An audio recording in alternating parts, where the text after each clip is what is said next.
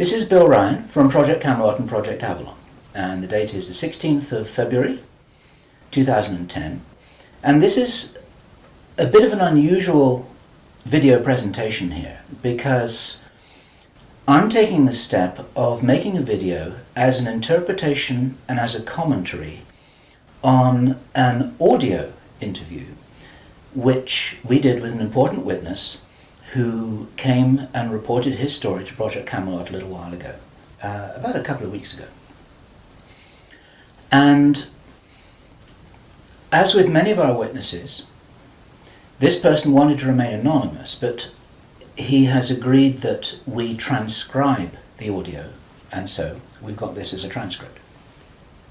And this is going to be released at the same time as the video because it's important to be able to read the transcript at the same time as you're considering what I'm saying about it here. And as we come into this story, you're going to understand exactly why it's important to get all the information, to hold it all into a very fine balance. Now, this is a British person, and he worked in the British military for a number of years. And after he retired from the military, he worked in the City of London in a fairly senior position, in a respected position in the City of London. And for those people watching this video who don't know about the City of London, the City of London is it's like an enclave. It's like a financial enclave in the heart of London itself. Some people consider it almost a little bit like the Vatican. It's very old, it's very ancient. It's the heart of the financial system, not only of Britain, but possibly the world. Many researchers consider that it's very likely that the City of London calls the shots on the financial systems in America. They've got control over the Federal Reserve, the Bank for International Settlements, a whole bunch of things that happen. This is like the nerve center of the financial world. And it's very Masonic, it's very ancient, it's very traditional. And our source attended a number of meetings with senior Masons. And while many of these were interesting, they were routine by City of London standards. They were discussing financial affairs and so on and so forth. And then in the June 2005, he attended another meeting that he thought was going to be a routine meeting, but actually this was something rather unusual, and he realized it was unusual as soon as he arrived.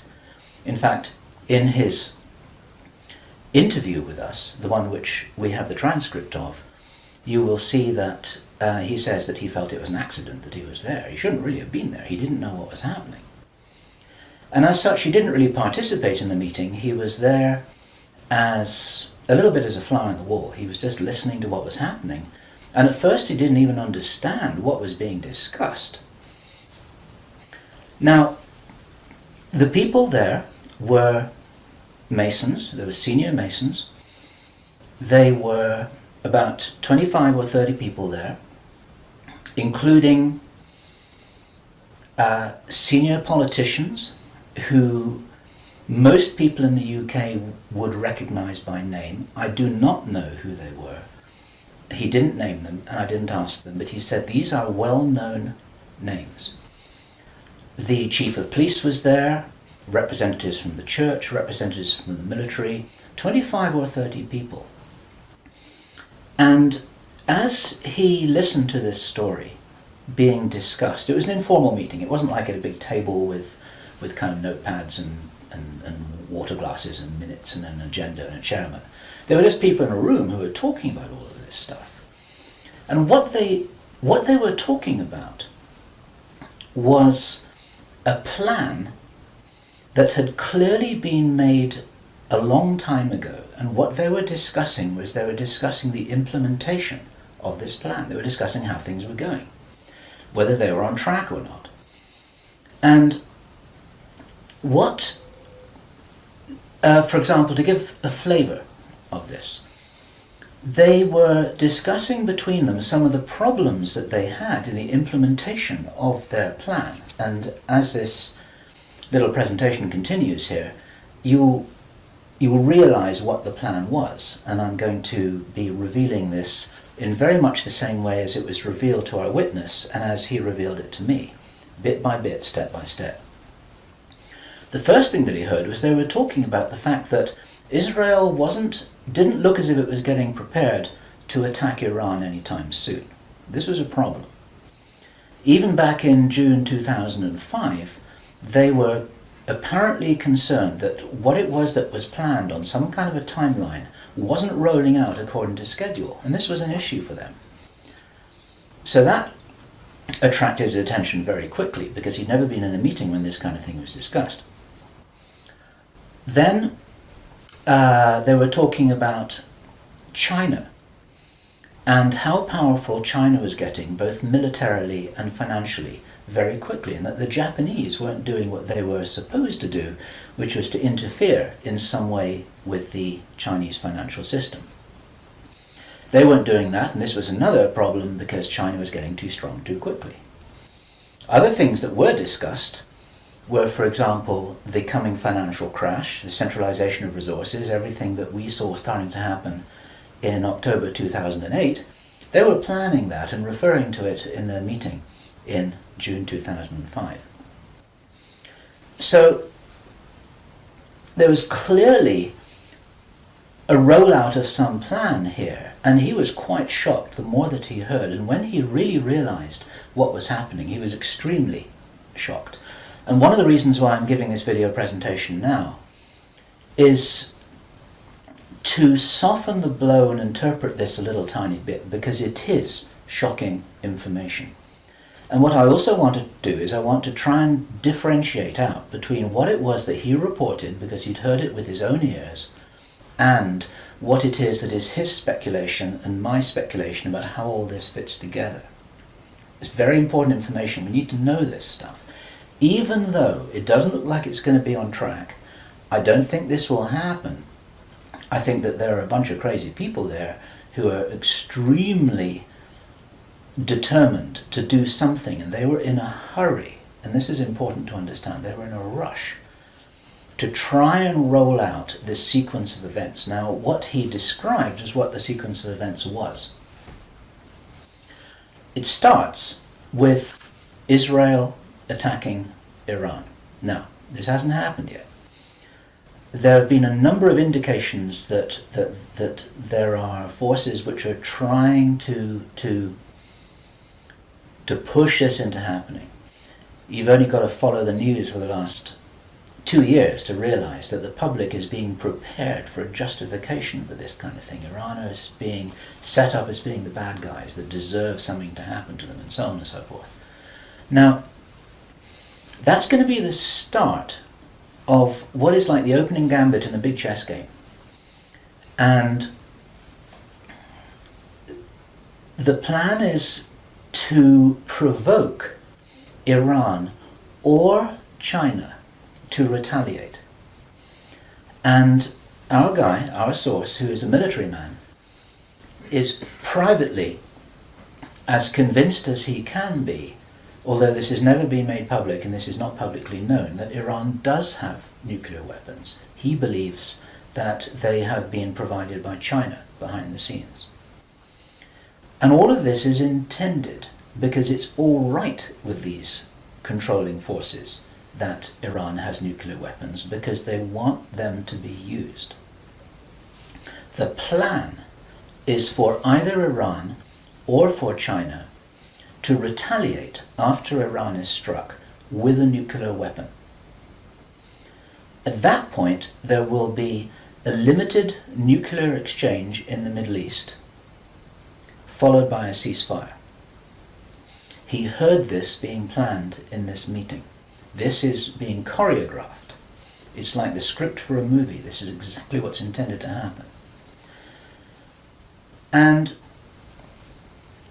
during this time, the other thing that's being set up for this, and many people watching this will be aware that this is being set up in the background. We've had a lot of information about this from a number of good researchers from many countries who are reporting this on the internet, that things are being set up in many of the Western countries for there to be heavy controls over populations, martial law, increased powers on security forces who are not just the army or the police, but in Britain, for example, our source said that he absolutely knew personally for a fact, that a very large number of private security people, their powers were being increased to give them the ability to arrest people, the ability to detain, the ability to handle riots in streets. And here we're talking about just regular people working in private security, people who give the parking tickets on the streets.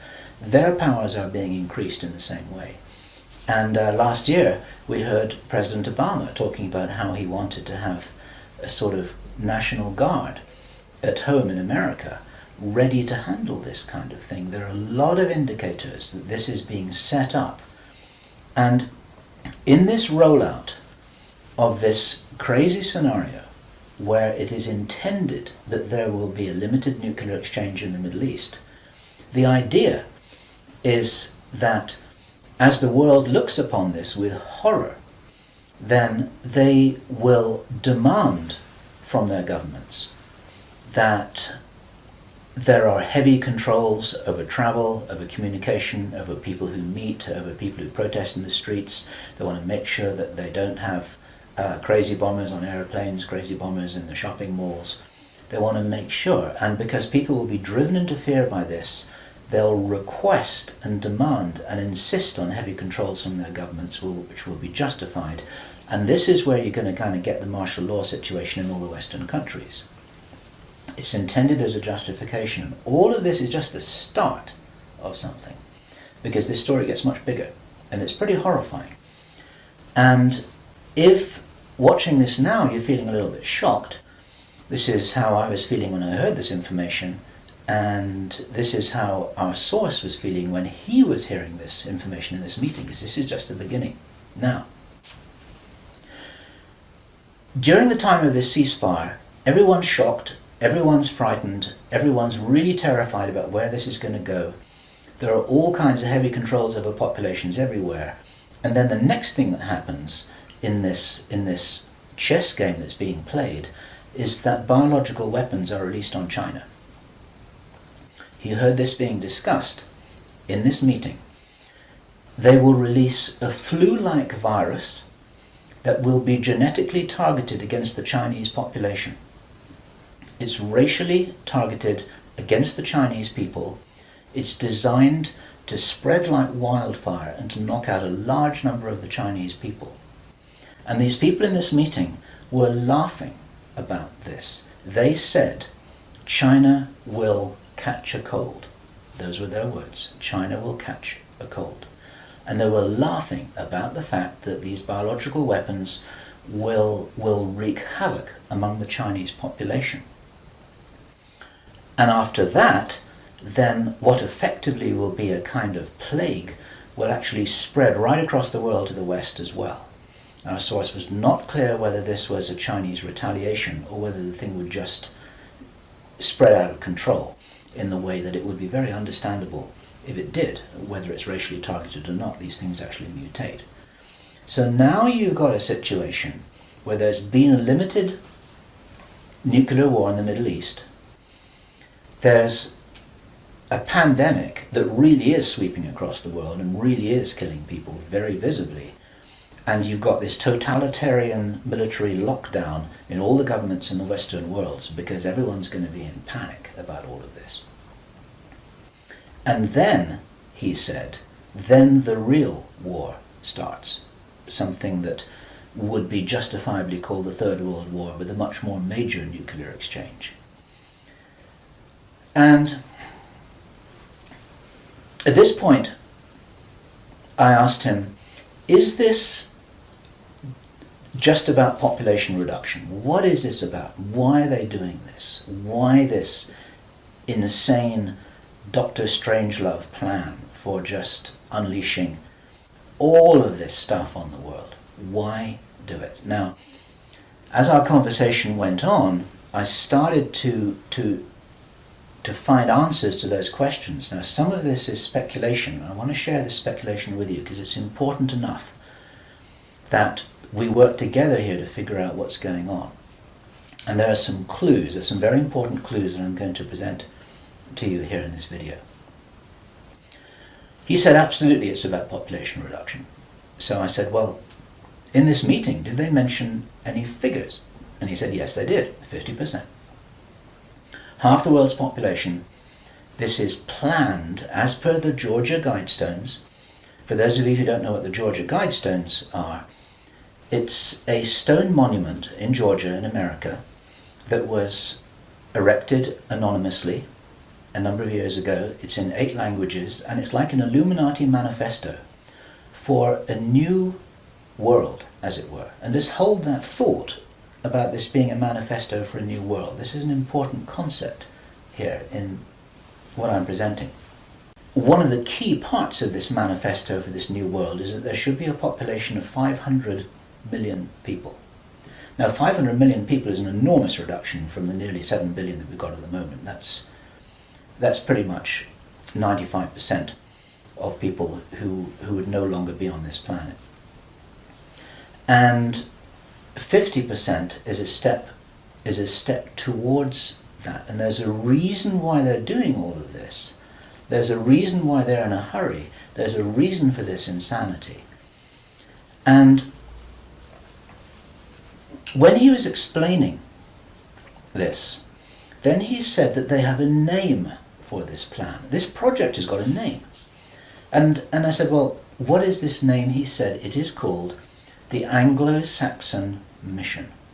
The Anglo-Saxon Mission. Now, I'd heard that before. It was something historical, I think, to do with the Crusades quite a long time ago. But I hadn't heard it in the present day context, and neither had he. And later on, as he continued to tell his story, I began to understand what I thought this might be about. Hence the title of this video, and the reason why I want to share this information with you, because we need to work together to figure out what's going on here. It's extremely important to understand. There's a plan, I believe, that Hitler would be proud of, which is so evil, it's so Machiavellian, it's so hard to face up to, it's so unbelievable, that I need to put it on the table for you so that you can consider whether or not this might be a possibility. The plans that I've been describing are definitely a possibility because he heard them with his own ears in this meeting. Everything I've described up until now, up to and including a major outbreak of hostilities after the limited war. So the sequence is as follows. The plan sequence is as follows. Israel attacks Iran, then there's a ceasefire, then during which time there is heavy governmental military controls over populations in all Western countries. Then China is attacked by a biological weapon. It's a flu-like disease that spreads like wildfire. This goes all over the world, and then they have a major Third World War. And then, by this time, 50% of the population will be destroyed. And not only because of the war or the plague, but because, as many of you watching this will understand, the infrastructure goes down in situations like this.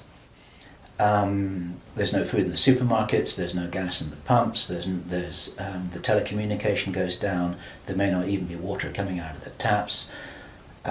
People are kind of thrown back into a Victorian era without the facilities to handle this, because most people don't have their vegetable gardens, they don't have their horse and cart, they're not able to survive in the way that we used to be able to. We're very, very vulnerable in our technological advancement. We're extremely vulnerable, and of course the controllers know this. At this stage, our source was speculating about why are they in a hurry? Why do they want to do this? And there's a sort of heavy irony here, which is like, I was saying, well, if you're going to plan the Third World War, then why not take your time over it and get it right and do a really good job? You can, this could be in 20 years' time or 30 years' time, it doesn't really matter. Why is there in such a rush? And our source said that he felt from inside information he's continued to receive, that this is still timed for something around 18 months from now. And that puts it around about the middle of 2011. He doesn't know this for sure because these events aren't calendar driven, they're actually event sequence driven. In other words, this has got to happen before that happens, and then after that the next thing can happen, then after that the next thing can happen. So a whole lot of things have got to be in place before all the dominoes fall over, so to speak. And they seem to be behind schedule in some of this. There are some planned events that definitely haven't happened. One of the things which I remembered when I was hearing this story was that our source, Henry Deacon, and many of you who've watched Project Camelot videos and read their reports for the last 3 years will know that when we met Henry Deacon in 2006, he said that in his own inside information was that there would be a war against China in 2008. Now that didn't happen. And all this time, at that time it didn't make any sense, and even now it didn't make any sense. It's like, well, all right, but why do this? Why do this? Why do this? Now, this was his answer. And our source is a pretty smart guy. He's been in the military. It's a totally different story that he didn't debrief in our audio transcript, which you have the opportunity to read, but he's had his own ET experiences in the military. He's got his own sources of information about some of the background for this. He says that he's as sure as he can be that the people who are calling the shots in the world, you can call them the Illuminati, the controllers, the cabal, whatever name you have for them, they believe that there is going to be what he called a geophysical event, a major geophysical event.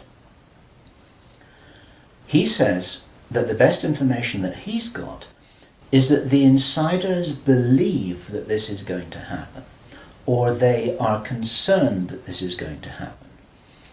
And many of you watching this will know that this isn't a completely crazy idea. There have been trillions of dollars that have been spent on deep underground bases for some reason which we don't know why it is.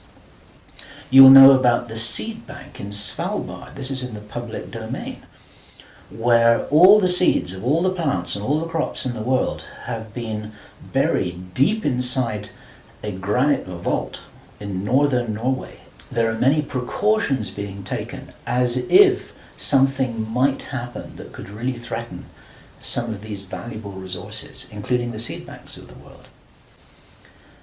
Now, if there is going to be a geophysical event as they believe, this is because it seems to be preserved Illuminati inside knowledge, whether it's true or not, that there are repeated cyclical geophysical events about every 11,500 years. Information about what really happened to Atlantis was very probably in the Great Library of Alexandria that burnt down a couple of thousand years ago.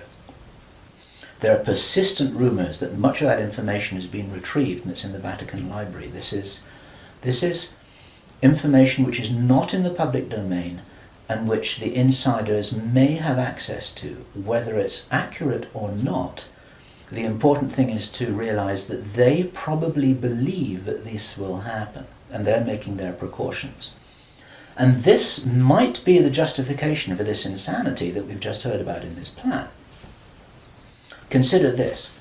He said, if there's going to be a major geophysical event, something like a pulse shift, maybe it's Planet X, maybe it's some kind of energetic phenomenon that the solar system is going to be moving into, that's going to somehow destabilize the Earth or the Earth's crust in some way. We don't know.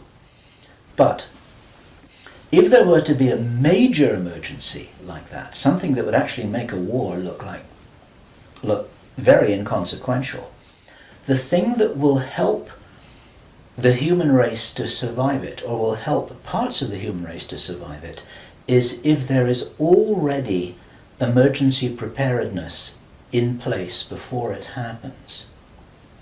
In other words, If you knew that there was an emergency coming, if you knew, for instance, that there's a hurricane coming in to hit your city, then you put all the emergency preparedness in place beforehand. You have the troops ready, you have the infrastructure ready, you have the military ready, you have everything that you need ready to handle this situation so you can respond and react and recover in the best possible way. Our source suggests that the reason for this whole Third World War scenario is that then the Western governments, with the Chinese out of the way, will be in a state of such totalitarian control of their own population that they will be best equipped to recover and rebuild the new world after a cataclysm.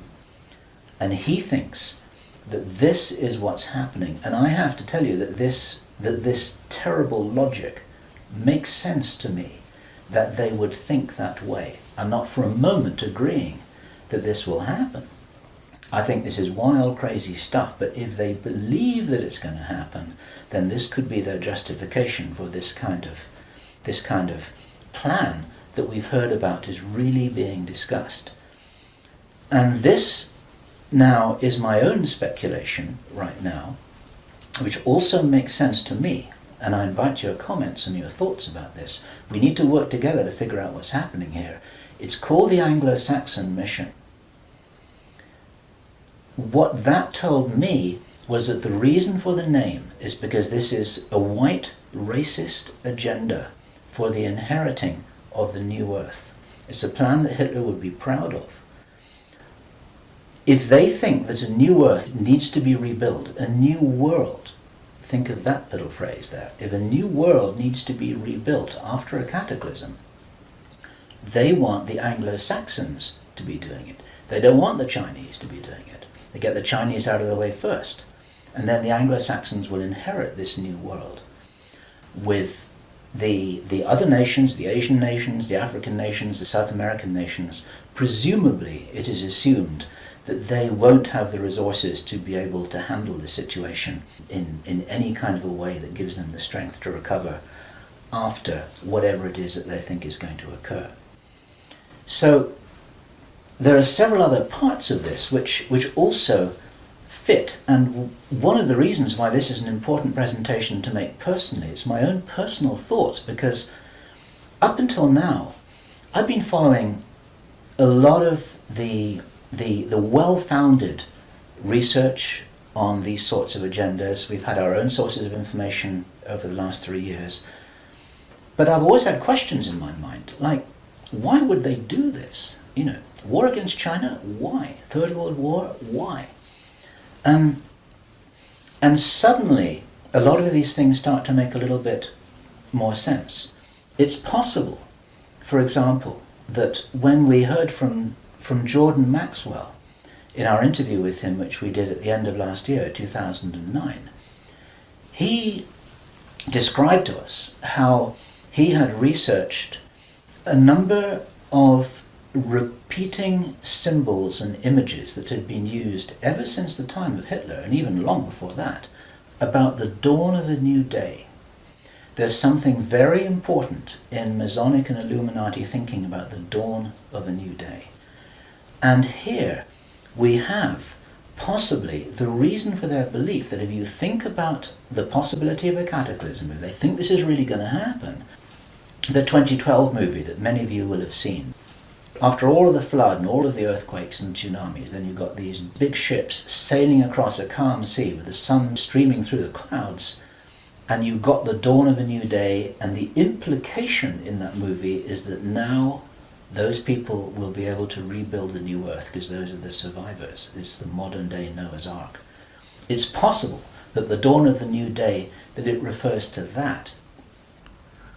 And it even occurred to me, and I'd be interested for other researchers to offer their views on this, that the very term the New World Order that we first started to hear about 20 years ago, actually longer ago than that, but the New World might be the post-cataclysmic world, the New World. It might be the order for the New World after the cataclysm. They may be planning who will inherit the new world. It may be nothing less than this. Maybe this is what the new world order is all about. It really is the order, the plan for the new world that they think is coming. They think this is going to happen. Now, I say again, it's very, very important to differentiate out all of this information here.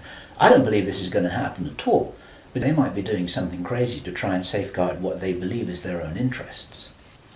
This is what we need to be aware of here.